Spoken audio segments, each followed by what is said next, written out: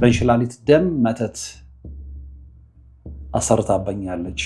ምቀኛ ከሩቅ አይመጣም፣ የሚቀና ሰው ከሩቅ አይመጣም። መተቱን ያሰራባት 12 እንሽላሊት ጨፍጭፌ ወይ ጠብትልና አልጋ ላይ ሳምንት ታማ ተንደፋርፋ ነው። ከዛ እህት ያለችው ትክክል ነው ሲላት በቦክስ ጥርሷን እያወለቀ ሐኪም ቤት ሲሄድ ምንም የለብሽም ነው የምባለው አለች። ምንድነው ምንም የለብሽም? ቤት እንደገባው እንደውም የመጀመሪያው ያልኳት አትችይም ነው ያልኳት። ምን ለማለት ፈልገች ነው ስትለኝ አትችይም፣ እኔን በእንሽላሊት ደም ማጥፋት አትችይም። 40% ከፍለው ቀሪውን 60% ቤቱን ሲረከቡ ይክፈሉ የሚሉት ቴምር ሪል ስቴት ለ10 ዓመት ታማኝነቱን ጠብቆ እንደቆየው አሁንም በመገናኛ ቤልቪው ሆቴል አጠገብ ከስቱዲዮ እስከ ባለ 3 መኝታ ቤት አፓርትመንቶችን ከወለድ ነፃ በሆነ አከፋፈል ቤቶን የግሎ ያድርጎ ይሎታል። በተጨማሪም በግንባታ ሂደት ለሚከፍሉ ደንበኞች ስቱዲዮ በ832 ሺህ ብር ቅድመ ክፍያ፣ ባለ 1 መኝታ በ1.7 ሚሊዮን ብር፣ ባለ 2 መኝታ በ2.5 ሚሊዮን ብር እንዲሁም ባለ 3 መኝታ በ3 ሚሊዮን ብር ቅድመ ክፍያ በ20 በመቶ ከፍለው ቀሪውን በ3 ዓመት ጊዜ ውስጥ በ16 ዙር ክፍያ የተመቻቸ። ምን ይሄ ብቻ! ለንግድና ለኢንቨስትመንት ምቹ በሆኑ ቦታዎች በፒያሳ፣ በሳር ቤት፣ በቡልጋሪያ ዘመናዊ የንግድ ሱቆችን በ900 ሺህ ብር ቅድመ ክፍያ የግሉ ያድርጉ። ለተጨማሪ መረጃ ከታች ባለው ስልክ ይደውሉ። ቴምር ፕሮፐርቲስ የልሙ ማረፊያ። ሰላም ጤና ይስጥልን። በሀገር ውስጥና በመላው ዓለም የምትገኙ ወደ ቻናሌ ተከታታዮች ይኸው ዛሬም እግዚአብሔር ፈቅዶ ተገናኝተናል። ለዛሬም እንደተለመደው እንግዲህ ከባለ ታሪክ የደረሰኝን ታሪክ ነው ወደ እናንተ የማቀርበው። ትማሩበታላችሁ፣ ትጠነቀቁበታላችሁ ብዬ አምናለሁ። በጣም የሚገርም ታሪክ ነው። የዛሬውም እንግዲህ የዛሬ ባለ ታሪክ የነገረች ምንድነው የታላቅ እህቴን ጉድ ልንገር።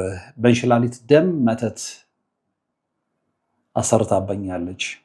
የዛ ውጤት ምን እንደሆነ ታውቃለህ ነው ያለችኝ። እና ለ5 ወር ያህል ፓራላይዝ ሆኜ ተኝቼ ነበረ። እግዚአብሔር ይመስገን በጸበል ኃይል ድኛለሁ ነው አጠቃላይ ሀሳቡ። ለምንድን ነው ይሄ የሆነው? ታላቅ እህቷ ለምንድን ነው ይሄን የሰራችባት የሚለውን በዝርዝር ነው የምንመለከተው። እንግዲህ የሰው ልጅ ለቁስ ሲል፣ የሰው ልጅ ለገንዘብ ሲል፣ የሰው ልጅ ከሌላው ከፍ ብሎ ለመታየት ሲል የሚሄድበትን ርቀት ነው የምንመለከተው። የሚሄድበትን የተንኮል ጥግ ነው የምንመለከተው። እግዚአብሔር ልቦና ይስጠን። ሌላ ምንም የሚባል ነገር ስለሌለ ማለት ነው በዚህ ሰዓት ላይ። እና እንግዲህ እነዚህ ልጆች ተወልደው ያደጉት እዚሁ አዲስ አበባ ነው፣ መሀል መዲና ሜክሲኮ አካባቢ። ጥሩ ህይወት ያላቸው ናቸው። ጥሩ ህይወት ያላቸው ስላቸው ኢኮኖሚካሊ በደንብ የተደራጁ ናቸው። ቤተሰቦቻቸው ጋራጅ ቤት ያላቸው ናቸው። ሆቴል አላቸው። እንዲሁም ደግሞ ሸራተራ ሳህን መሸጫ እቃ መሸጫ አለን ያለችኝ። የሁላችንም ታላቅ ቤተሰቡን የምታስተዳድረው እሷ ነች። ቤተሰቡን የምታስተዳድረው ማለት ምንድን ነው? አባታቸው በህይወት የሉም። የዛሬ 2 ዓመት አካባቢ ነው የሞቱት። ከዛ በኋላ እቺ እህት ነች እንግዲህ ታላቅ እህታቸው ነች የቤተሰቡን ኃላፊነት የተቀበለችው። ባለታሪካችንን ጨምሮ እዛ ቤት ውስጥ እንግዲህ ሁሉም በነገራችን ላይ ሴቶች ናቸው። 5 ሴቶች አሉ እና እናትየው አሉ። አባትየው ከ2 ዓመት በፊት አርፈዋል። ስለዚህ ኃላፊነቱን ወስዳ እንድትሰራ የተነገራት ታላቅ እህት ነች። ያው በታላቅነቷ ማለት ነው። የሚከባበር ቤተሰብ ነበረ። እቺ ልጅ ወይም ደግሞ ታላቅ እህታቸው ከልጅነቷ ጀምሮ ግማሽ ቀን እየተማረች ግማሽ ቀን አባቷን ስትረዳ በስራ ያደገች ልጅ በመሆኗ ቤተሰቡ ሁሉ እሷ ላይ እምነት አለው። ገንዘብ ላይ እንግዲህ ነገሮች በጣም ቋጣሪ ነች በተለመደው አባባል ማለት ነው። እና ሁሉም ደግሞ ያከብሯታል። ያው የቤተሰቡ የመጀመሪያም ልጅ ስለሆነች ሁሉም ያከብሯታል፣ ያምኗታል። ነገር ግን አባት ከሞቱ በኋላ እቺ ልጅ እዛው አካባቢ አንድ ሰው ትተዋወቃለች። እንግዲህ ሆቴል አላቸው ብያችኋለሁ፣ ጋራጅ አላቸው ብያችኋለሁ። እሱን ያመነቻቸውን ሰዎች እዛ ላይ አሳይን አድርጋ እሷ ሞር ትኩረት ያደረገችው ሳንተራ አካባቢ የሚገኘው መሸጫ ሱቅ ውስጥ ነው። እና እነዚህ ሳህኖች፣ ሲኒዎች፣ ብርጭቆ ምናምን እንደዛ አካባቢ እንደዚህ አይነት ነገሮችን ይሸጣለን ያለችኝ። እና እዛ አካባቢ ታወቀችው ልጅ አለ። በፍቅር እንግዲህ ብንብላለች እሱ ወዳ እና እሱ ነው እንደፈለገ የሚያሽከረክራት ነው ያለችው እች ልጅ ታላቅ እህቷን ማለት ነው። እና ስለዚህ ከእሱ ጋር ከተዋወቀችበት ጊዜ ጀምሮ በተለይ አባታችን ከሞተ በኋላ በይፋ አወጡት። ያን አባታችን እያለ ያው አባታችን በጣም ይፈራ ስለነበረ በድብቅ ይገናኙ እንደነበረ ነው አሁን የተረዳሁት ነው የምትለው ከዚህ ልጅ ጋር። እሱም እዛ አካባቢ አይ ቲንክ ሱቅ ያለው ይመስለኛል። እና እንደነገረችኝ ከሆነ ማለት ነው አባታችን ከሞተ በኋላ ግን በቃ በይፋ ፍቅረኛሞች መሆናቸውን አወጁ። እሱም ላይ እኛ ቅሬታ የለንም፣ እናቴም ቅር አላላትም። ምክንያቱም የመጀመሪያ ልጅ ስለሆነች ነው አግብታ እንድትኖር ነው የምትፈልገው። የአባቴ ምኞት እሱ ነበረ። የዛ ጊዜ ግን እሷ በቃ እስራኤል ስራ ብላ ስላስቸገረች እንጂ አባቴን በህይወት እያለ እሷ አግብታ ወልዳ ማየት ይፈልግ ነበረ።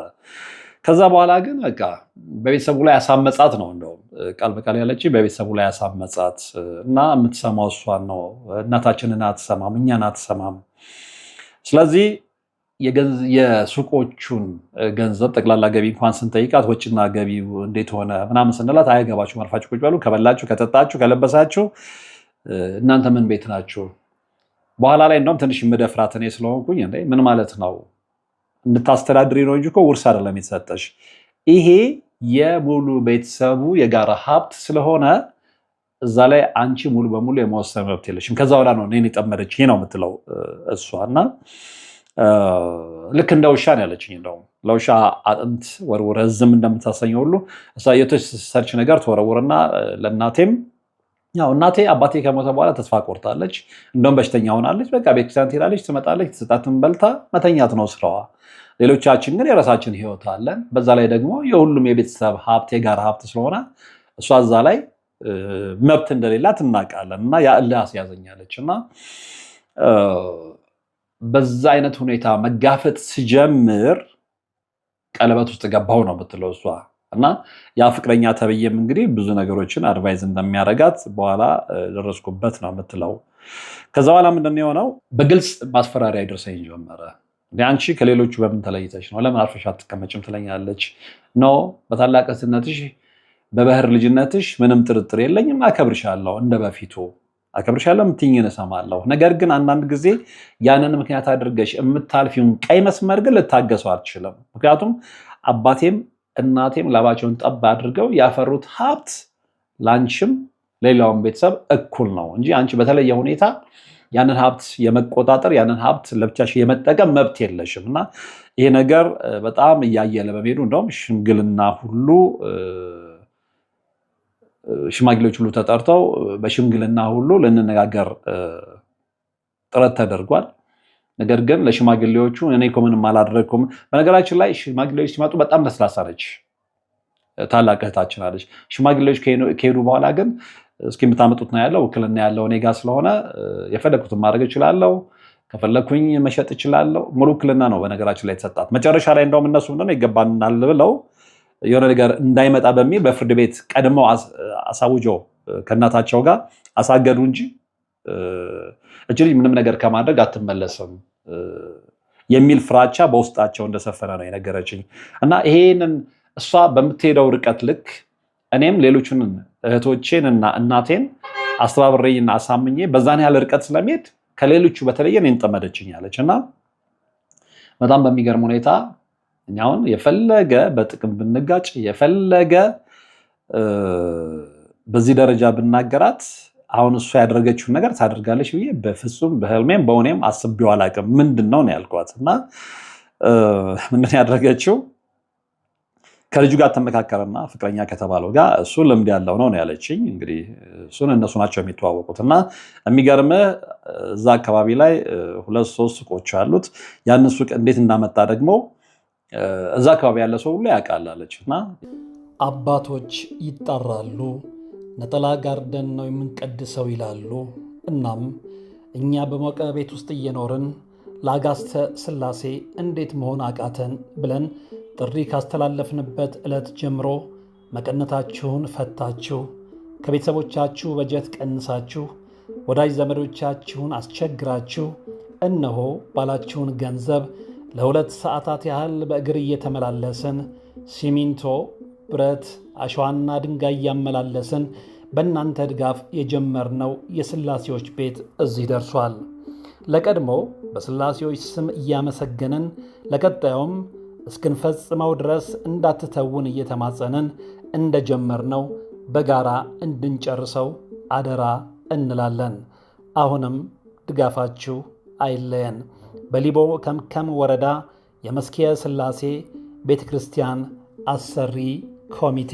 ይሄ ከጥንቆላ ጋር ከመተት ጋር በተገናኘ በደንብ ስሙ የሚነሳ ልጅ ነው። በቃ በደንብ በነገራችን ላይ ታላቅ እህቴ ብን ብላ በፍቅር እሱ ላይ ከነፈች እንጂ ያ ሰው ከበርካታ ሴቶች ጋር ግንኙነት እንዳለው እዚህ አካባቢ ሰው ያውቃል በደንብ። በቃ የሚታወቅ ልጅ ነው። ምላስ አለው። እኔ ግን ምላሱ ብቻ አይደለም ባይ ነኝ ነው የምትለው። እሱ በሚሄደው ርቀት ልክ ይሄዳል። ይሄ ከጥንቆላ ጋር ከድግምት ጋር ጠንቋይ ቤት ጋር ከመሄድ ጋር በነገራችን ላይ አለች ባይመቸው በ15 ቀን አንዴ ጠንቋይ ቤት ይሄዳል። እሱን እርግጠኛ ሆኜ እነግርሃለሁ። በምን አረጋገጥሽ ብያት ነበር። ያየው ሰው አለ። ያው እዛ አካባቢ እንግዲህ እርስ በርስ መገፋፈጥ ሲጀመር ነው ያንን ነገር ይፋ ያወጡት ነው ያለችኝ። እና ይሄዳል። ሰፈሩ ሁሉ ያውቀዋል። በቃ አካባቢ ሁሉ ያውቃል። ያ ልጅ እዛ ቦታ ላይ እንደሚሄድ ሀብት ንብረቱ በምን እንደመጣ ነው ሰው አደባባይ ላይ አውጥቶ አይናገረው እንጂ እንደዚህ ውስጥ ለውስጥ አላለ በጉምጉምታ በደንብ የሚነገር ነገር ነው። ስለዚህ በምላሱ ብቻ ሳይሆን እህቴን ያሰመጣት የሆነ ነገር አስነክቷት ነው ብዬ እኔ 100% እምነት አለኝ ነው የምትለው እሷ።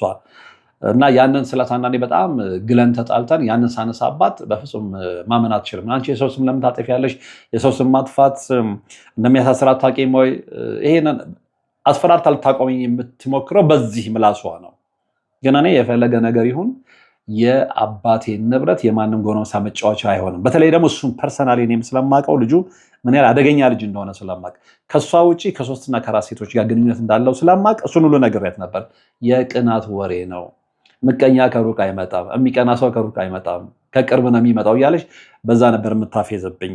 ስለዚህ በቃ በምንም ነገር ልንስማማ እንደማንችል ገባኛለች። እና በኋላ ግን ድንገት እኔ መታመም ጀመርኩ አለች። መታመም ጀመርኩኝ። ስታመም በፍጹም እንደነገርኩ እንጣላለን እንጋጫለን እንጂ በምንም ታምር በዚህ አይነት ሁኔታ እህቴ እኔ ላይ እንደዚህ መጥፎ ነገር ታደርጋለች ብዬ አላሰብኩም ነበር አለች። እና ህመሜ እንደ ቀልድ ነበር ያየሁት። እግሬ መሸምቀቅ ጀመረ፣ ወገቤን መያዝ ጀመረ፣ መራመድ እስኪያቅተኝ ድረስ። ይሄ ሽምቅቅ አድርጎ ፓራላይዝ የሚያደርግ ነገር የለም። ምንድን ነው ያልሄድኩበት ሐኪም ቤት የለም አለች። ሐኪም ቤት መመላለስ ጀመርኩኝ። እሷ ላይ የምመለከተው ነገር ግን በጣም ይገርማል አለች። እኔ እንደዛ ታመሜ በምሰቃይበት ሰዓት ላይ በተለይ ህመሜ በሚጸናበት ሰዓት ላይ በጣም ነው የምጮኸው አለች። እና እስከዛ ጊዜ ድረስ እንደዛም እየተጣላንም አንድ ቤት ውስጥ ነው የምንኖረው። አባታችን የሰራው ትልቅ ቤት አለ። እናታችን እዛ ነች ያለችው። የወጣ ሰው የለም። እሷም ፍቅረኛ የምታገኘው በውጭ ነው፣ ግን ሁላችንም የምንኖረው እዛ ቤት ውስጥ ነው። ሰው ታየኛለች አለች። በቃ ስጦታ ስትገባ ትመለከተኛለች። እና በጣም በምስቃይ ሰዓት ላይ በሽታዬ በጣም አይሎ በምጮህበት ሰዓት ላይ ሐኪም ቤት ሲሄድ ትመለከታለች። እና ሌሎቹ በጣም ደንግጠው ያዘኔታ የእህትነት ፊት ሲያሳዩኝ ሲጨነቁ እናቴን ጨምሮ፣ እሷ ግን ፊቷ ላይ አገኘሁሽ የሚል አይነት የምጸት ፈገግታ ነው የምመለከተው። እንዳም ጭር ባለበት ሰዓት ላይ ወደ ጊዜ ገና ምን አይተሽ ከዚህ በላይ አሳስርሻለሁ እኔ ሴንስ ምንድነው በመተት ከጥቅም ውጭ አደርግሻለሁ ነው። እኔ የገባኝ እንደዛ ነው ያለችው። ገና ስርስርሽ ይወጣል ምን አይተሽ አንቺንማ አሳስሬ ቤት ውስጥ ካላዋልኩሽ እኔ እገሌ አይደለሁም ብላ ሁሉ መዛት ጀመረች አለች። እና አሁንም አእምሮዬ ላይ አልመጣም። በኋላ ግን ብዙ ሐኪም ቤቶች ሄጄ ሐኪም ቤት ሲሄድ ምንም የለብሽም ነው የምባለው አለች። ምንድን ነው ምንም የለብሽም? ወገቤ ተይዞ እግሬ መንቀሳቀስ አቅቶት አልጋ ላይ ውዬ ሐኪም ቤት ይሄው እንግዲህ የምርመራ ውጤት ምንም የሚያሳየው ነገር የለም። ከዛ የሆነ ነገር መጠራጠር ጀመርኩ አለች። እና የእሷ ዛቻ ፕላስ የኔ ህመም ከመሻል ይልቅ እየተባባሰ መምጣቱ ሀሳብ ላይ ጣለኝና ከእህቶቼ ጋር ተመካከሬ አይ በቃ እስኪ ጸበል ሂድ አልኳቸው አለች። ጸበል ሄደች። የሄደችው የት ነው? ቡኢ ነው። ቡኢ ክርስቶስ አምራ። ግን የመጀመሪያ ምርጫሽ እንዴት ቡኢ አድረግሽ ብያት ነበረ። ኦፍኮርስ ሰዎች የፈለጉበት ቦታ ላይ ይሄዳሉ። እና እኔ የሆነ ራሴ ጥያቄ ስለነበረኝ ነው። ልጅቷ የዛ አካባቢ ልጅ ነች፣ በቤተሰቦቿ ማለት ነው። ቡኢ አካባቢ ናቸው አባቷም እናቷም። ስለዚህ ያንን ቦታ በደንብ ስለምታውቀው እዛ ብሄድ ይሻለኛል ብዬ እዛ ሄድኩኝ። ግማሽ ቤተሰቦቿ እዛ ቡኢ ውስጥ ነው ያሉት እና ክርስቶስ አምራ ሄድኩኝ። የሚገርም ሁሉ ነገር ትቼ እህቶቼን ወክዬ እዛ አካባቢ እኔ የምሰራቸውንም ስራዎች እህቶቼ እንዲሰሩ ነግሬያቸው፣ ያው ቤተሰብም ስላለ እናቴም ስላለች እኔ ኦልሞስት እዛ 2 ወር ተቀመጥኳለች። 2 ወር ጸበል እየተጠመኩ እየጸለይኩ እየጾምኩ ማድረግ ያለብኝን መንፈሳዊ ተግባር እየፈጸምኩ እዛው ቆየሁ። የሚገርመው ወር ከ15 ቀን ላይ በደንብ መንፈሱ መናገር ጀመረ። ተቃጠልኩኝ፣ አልቻልኩም። በዚህ ደረጃ ጠርጥራኝ ትመጣለች ብዬ አስቤ አላቅም ነበር። እሷ ግን ቡዳ ነች፣ እሷ ግን ምስጥ ነች። እኔማ ልሰራላት ነበር፣ እኔማ ልገላት ነበር ከቤተሰብ ነጥዬ። እሷ ፈዛዛ ነች እንጂ እኮ እኔ እሷ ላይ መተት ያሰራት በእንሽላሊት ደም ነው። የወሰደኝ ፍቅረኛዬ ነው። ፍቅረኛ የማውቀው ኃይለኛ ደብተራ ነበረ። እሱ ጋር ሄጄ ተነጋግረን በጣም በሚገርም ሁኔታ በ12 እንሽላሊት ደም ነው መተቱን ያሰራባት። 12 እንሽላሊት ጨፍጭፌ አንገት ቆርጬ የታዘዝኩት እሱን ስለሆነ አሁን ግን አልቻልኩኝም። ከአቅሜ በላይ ሆኗል። ይህንን ሁሉ መንፈሱ ለፈለፈ እና በቃ ቤተሰብ ይህን ሲሰማ እንግዲህ ምን ሊፈጠር እንደሚችል እናንተ መገመት አይከብዳችሁም። እና ከዛ በኋላ የሚገርምህ አለች ያ ከመሆኑ በፊት ብዙ ሆስፒታል ተመላልሻለሁ ብያለሁኝ። ወደ ክርስቶስ ሰምራ ከመምጣቴ በፊት ከዛሬ ነገ ይሻለኛል ብዬ ብዙ ሆስፒታሎች ተመላልሼ ኧረ ምንም የለም እየተባልኩ ሰውነቴ ፓራላይዝ ሆኖ 5 ወር ያህል ተኝቼ ነበር ነው ያለችው። 5 ወር ተኝቻለሁ፣ በቃ ስራ ፈትቼ ማለት ነው። ስራ ፈትቼ 5 ወር ተኝቻለሁ። በነገራችን ላይ ሁሉም እህቶቿ ታላቋን ጨምሮ ሌሎችም እህቶቿ በቤተሰቡ ድርጅት ውስጥ ነው ተበታትነው የሚሰሩት እና ሁላችንም ልቆጣጠር ባይነች። እንግዲህ እቺ ታላቅ እህት እሷ እንደነገረችኝ ማለት ባለታሪካችን እንደነገረችኝ እና 5 ወር ተኝቻለሁኝ። አንዴ ቀና ስለ አንዴ እንትን ስል ግን በቃ 5 ወር መደዳውን ማለት ነው በቃ መስራት ሁሉ አቅቶኝ ከዛ በኋላ ነው ከ5 ወር በኋላ ነው ቤተሰብም ሲጨነቅ አይ በቃ ጸበል መሄድ አለብኝ ብዬ ወደ ነገርኩ ቦታ ላይ ሄድኩትኝ። ከዛ ያው ከ2 ወር ተቀምጬ በ1 ወር ከ15 ቀኑ መንፈሱ በነገርኩ አይነት ሁኔታ ላይ ለፍልፎ ተናገረ። በእንሽላሊት ደም ነው መተት ያሰራባት። ይህንን የመከራት ወደ ደብተራው ቤት ይዟት የሄደው እሱ ልምድ ስለነበረው ፍቅረኛዋ ነው። ከዛ በኋላ ነው የፍቅረኛዋን በርካታ ገመናዎች ነው መንፈሱ የለፈለፈው፣ መንፈሱ የተናገረው። ከዛ በኋላ ይሄን ነገር በሽማግሌ ነው ፊት ቁጭ ብዬ ነው የምናገረው አልኩኝ። እግዚአብሔር ይመስገን ጸበሉን 2 ወሬን ደፍኜ ተጠምቄ እግዚአብሔር ይመስገን መንፈሱን የተወሰነ ነገርም ቢኖር በአብዛኛው ተሸኝቶልኝ ተመልሼ ቤት የገባው። ከዛ በኋላ ነገርኳት። አትችም ቤት እንደገባው እንደውም የመጀመሪያ ያልኳት አትችም ነው ያልኳት። ምን ለማለት ፈልገች ነው ስትለኝ አትችም፣ እኔን በእንሽላሊት ደም ማጥፋት አትችም። ፊቷ ሲቀያየር ይታየኛል። ደነገጠች። አፋውሉ ተርበተ። ምን ለማለት ፈልገች ነው ስትለኝ ነው ያደረግሽውንማ ታውቂያለሽ፣ በዝርዝር ባንነግርሽም ያደረግሽውን ታውቂያለሽ። ፍቅረኛሽ የት ነው የወሰደሽ?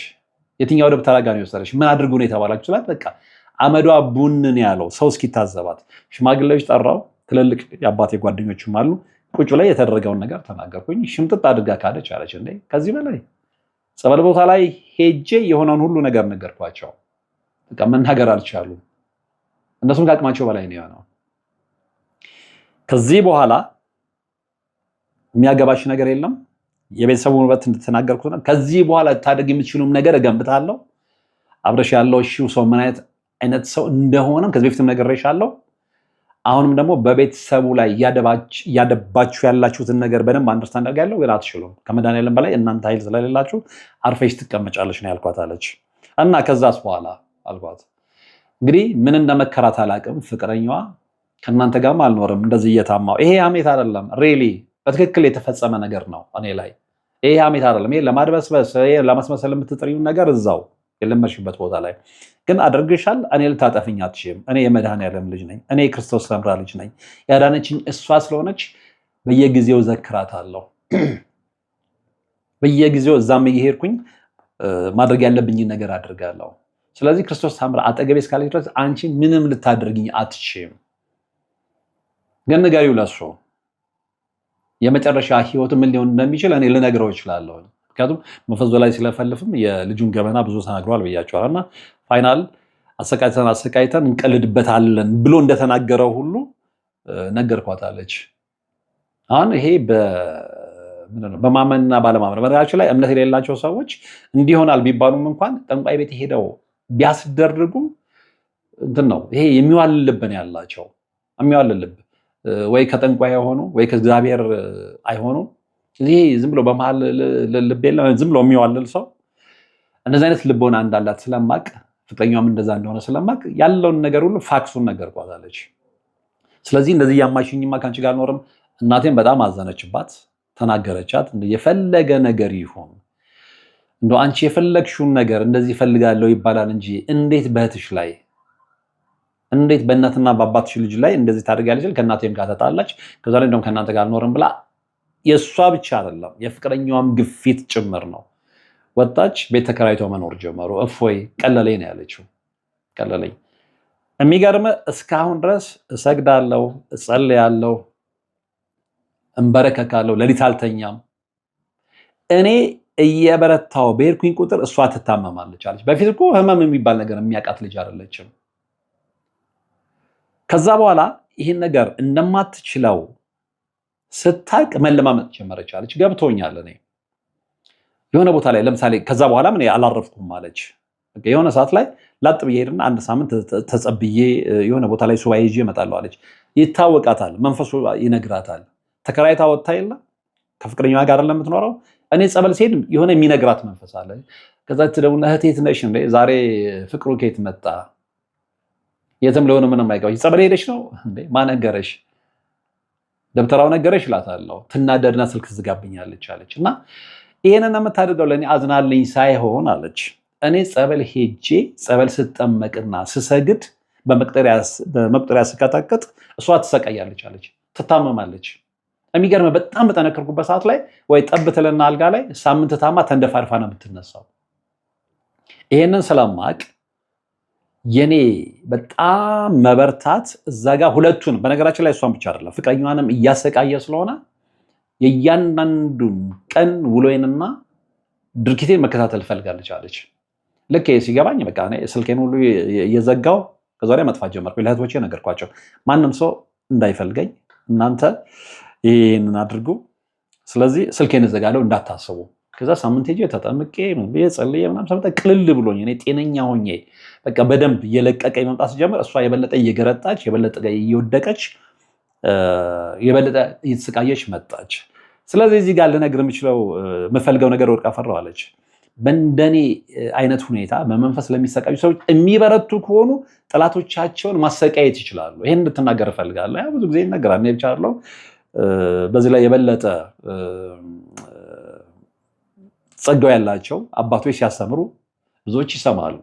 መስማቱ አይደለም ቁም ነገሩ፣ ተግባራዊ ማድረጉ ነው እንጂ እኛ መንፈሳዊ ዝለቱ ስለሚያይልብን እንጂ መንፈሳዊ ዝለት የሌለበት ሰው ሲሪየስሊ የሚሰግድ የሚቀጠቅጥ የሚጠመቅ ቅዱስ ቁርባን የሚቀበል ከሆነ እሱ ላይ ተንኮል ያደረገው ሰው በምን ያህል ደረጃ እንደሚሰቃይ እናውቃለን።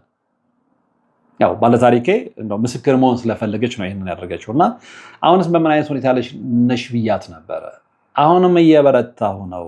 እኔ በበረታው ቁጥር እሷ እየገረጣች፣ እኔ በበረታው ቁጥር እንደዛ ሾላ ትመስል የነበረች ልጅ እያረጀች፣ ፊቷ እየተቀየረ፣ ስትረሱ እያሰቃያት፣ አእምሯ ሰላም አጥቶ ከሱ ጋር እየኖረች ነው። የሚገርም አለች። እሱም ባህሪያው ከሷ ውጪ ሌሎች ሴቶች እንዳሉት ነግሬሃለሁ። ስለዚህ ይሄ ነገር ቀስ በቀስ እሷ ጋርም እየደረሰ መጣ። ከዛ እህት ያለችው ትክክል ነው ሲላት በቦክስ ጥርሷን እያወለቀ እና አንቺ በዚህ ደረጃ የፈለገ ይሁን ትጨክኝባታለች አልኳት። ትቀልዳለህ እንዴ? አይደለም ጥርሷን ለምን ሙሉ ሰውነቷን ልቅልቋን አያወጣትም? እሷ ለእኔ ምን ቅቤ ነው ወይ ቀባችን ያለች። ግን በዚህ ደረጃ ግድ የላቸውም ሰዎች የፈለገ ቢበድሏቸው ለእግዚአብሔር ስጡኝ። በዚህ ደረጃ መጥፎ ነገራቸውን አትመኙ። ይሄ የኔ የግል ሀሳብ ነው። እህቷ ነች፣ ታላቅ እህቷ ነች። አዎ ብዙ በድላታለች። አዎ በቁሟ ቀብራታለች። አዎ በቁሟ ገላታለች። ነገር ግን እግዚአብሔርን የተማመነ ሰው እግዚአብሔር ነው አይደለ? ክርስቶስ ሰምራ ነች የደረሰችለት። በቃ ለእሷ ሰጥቶ እሷ እንደፈለገ ይተቅጣ፣ እግዚአብሔር እንደፈለገ ይቅጣ። ከዚህ ውጭ ለምን ጥርሷን አያወልቃትም ምናምን ትንሽ እኔ ስለከበደኝ ነው ባይዘወይ። እና እስቲልናው ግን አለች፣ እስቲልናው ግን በየጊዜው እያደሰች መላኳን አልተወችም። በምንም ተአምር አልወድቅላትም ነው ያለችው። እንደ አይነት ጽናት ደስ አይልም? በምንም አይነት ተአምር አልንበረከክላትም። አይደለም የ12 እንሽላሊት ደም የ12 ዘንዶ ደም ብታመጣ ከመድኃኔዓለም በላይ ጉልበት ስለሌለው አጋንንት እኔን አይጥሉኝም። እንደውም የበለጠ እንድበረታ የበለጠ እንደውም እግዚአብሔርን ፈልጌ እንዳገኝ እንደውም የበለጠ ከፈጣሪ ጋር ቁርኝት እንዲኖረኝ ነው ምክንያት ሆነችውና በዛ አመሰግናታለሁ ነው ያለችው። ከዚህ ታሪክ ምን ተማራችሁ? ከዚህ ታሪክ ምን ተገነዘባችሁ? የሷም ትልቁ ዓላማ ያ ነው። አንደኛ በተቻለ መጠን ምልክት ስናይ ማንንም ማመን እንደሌለብን። እሷ ፈልጋ አይደለም የመጣበትን ምክንያት ጋቸው ቤተሰብ ሀብት የተነሳ ነው። ነገር ግን አመንም አላመንም ነው። አመንም አላመንም ኢኔሴንስ ምንድነው? የትኛው መስመር ውስጥም ብንሆን የበለጠ በእምነታችን ላይ ጽናት ኖሮን የምንሰግድ የምንቀጠቅጥ ቅዱስ ቁርባን የምንቀበል የምንጾም የምንጸልይ ከሆነ ግን የትኛውም የኃይል ሊያንበረከከን እንደማይችል በሱ ላይ ድል ያለን እኛ እንደሆነን ማስገንዘብ ፈልጋለሁ ያለችው። ያው ብዙዎች ይማሩበታል ብያታለሁ። እና እንግዲህ እግዚአብሔር ለሁላችንም ልቦና ይስጠን። ለገንዘብ ተብሎ በዚህ ደረጃ እህትን ለማጥፋት መሄድ ያው ሁሌም ትክክል አይደለም እንላለን። ያው ትክክል እንዳልሆነ እነዛ የሚያደርጉትም ሰዎች እኮ ያውቁታል በነገራችን ላይ። ነገር ግን ለምንድነው ታዲያ እየተገነዘቡ ያንን ነገር የሚፈጽሙት ሲባል ምድራዊው ሀብት ስለሚያጓጓቸው፣ ምድራዊ ሀብት ስለሚያሳስታቸው፣ በዚህ ላይ ደግሞ እነሱ አምነው የተቀበሉት አጋንንት መንፈስ በልበል ስለሚላቸው መጨረሻ ላይ እኮ በካልቾል ነው የሚላቸው ያውቁታል። እስከዛ ግን ከሌላው በላይ ሆነን ከሌላው የተሻለ ተመችቶን ይላሉ እንጂ እንደማይመቻቸው ያውቃሉ። በነገራችን ላይ በዚህ አይነት መስመር የሚሄዱ ሰዎች አይታችኋቸው ከሆነ ፊታቸው የገረጣ የማይመቻቸው፣ ገንዘብ ያላቸው የማይመስሉ አመዳሞች፣ በልተው የሚያድሩ የማይመስሉ፣ ፀጉራቸው አመድ፣ ፊታቸው አመድ፣ ለብሰው የማያምርባቸው፣ ግርማ ሞገስ የሌላቸው እንዲህ አይነት ሰዎች ናቸው። ምክንያቱም የእግዚአብሔር ቅባት ካልነካ ግርማ ሞገሱ ከየት ይመጣል? ኖረህም አልኖረህም ተመጣጣኝ ገቢ የምትኖር ከሆነ የእግዚአብሔር ቅባት ከነካ ሁሌም ንጉስ መስለህ ትኖራለህ። ሁሌም ንግስት መስለሽ ትኖሪያለሽ። ከዛ ውጭ ከሆንሽስ ምድራዊው ገንዘቡ ብቻ አንቺን ባለ ግርማ ሞገስ አንተን ባለ ግርማ ሞገስ አያደርግህም፣ አያደርግሽም። ይሄንን አምነን መቀበል መቻል አለብን። ለማንኛውም የዛሬው ታሪክ ተከታትላችሁት ነበረ። በቀጣይ በሌላ ታሪክ በሌላ መረጃ እንገናኛለን። እስከዛው ግን በያላችሁበት ሰላም። 40% ከፍለው ቀሪውን 60% ቤቱ ሲረከቡ ይክፈሉ የሚሉት ቴምር ሪል ስቴት ለ10 ዓመት ታማኝነቱን ጠብቆ እንደቆየው አሁንም በመገናኛ ቤልቪው ሆቴል አጠገብ ከስቱዲዮ እስከ ባለ 3 መኝታ ቤት አፓርትመንቶችን ከወለድ ነፃ በሆነ አከፋፈል ቤቶን የግሎ ያድርጎ ይሎታል። በተጨማሪም በግንባታ ሂደት ለሚከፍሉ ደንበኞች ስቱዲዮ በ832 ሺህ ብር ቅድመ ክፍያ፣ ባለ 1 መኝታ በ1.7 ሚሊዮን ብር፣ ባለ 2 መኝታ በ2.5 ሚሊዮን ብር እንዲሁም ባለ 3 መኝታ በ3 ሚሊዮን ብር ቅድመ ክፍያ በ20 በመቶ ከፍለው ቀሪውን በ3 ዓመት ጊዜ ውስጥ በ16 ዙር ክፍያ የተመቻቸ። ምን ይሄ ብቻ! ለንግድና ለኢንቨስትመንት ምቹ በሆኑ ቦታዎች በፒያሳ፣ በሳር ቤት፣ በቡልጋሪያ ዘመናዊ የንግድ ሱቆችን በ900 ሺህ ብር ቅድመ ክፍያ የግሉ ያድርጉ። ለተጨማሪ መረጃ ከታች ባለው ስልክ ይደውሉ። ቴምር ፕሮፐርቲስ የልሙ ማረፊያ። አባቶች ይጣራሉ፣ ነጠላ ጋርደን ነው የምንቀድሰው ይላሉ። እናም እኛ በሞቀ ቤት ውስጥ እየኖርን ለአጋስተ ሥላሴ እንዴት መሆን አቃተን ብለን ጥሪ ካስተላለፍንበት ዕለት ጀምሮ መቀነታችሁን ፈታችሁ፣ ከቤተሰቦቻችሁ በጀት ቀንሳችሁ፣ ወዳጅ ዘመዶቻችሁን አስቸግራችሁ እነሆ ባላችሁን ገንዘብ ለ2 ሰዓታት ያህል በእግር እየተመላለስን ሲሚንቶ፣ ብረት፣ አሸዋና ድንጋይ እያመላለስን በእናንተ ድጋፍ የጀመርነው የሥላሴዎች ቤት እዚህ ደርሷል። ለቀድሞ በሥላሴዎች ስም እያመሰገንን ለቀጣዩም እስክንፈጽመው ድረስ እንዳትተውን እየተማጸንን እንደጀመርነው በጋራ እንድንጨርሰው አደራ እንላለን። አሁንም ድጋፋችሁ አይለየን። በሊቦ ከምከም ወረዳ የመስኪየ ሥላሴ ቤተ ክርስቲያን አሰሪ ኮሚቴ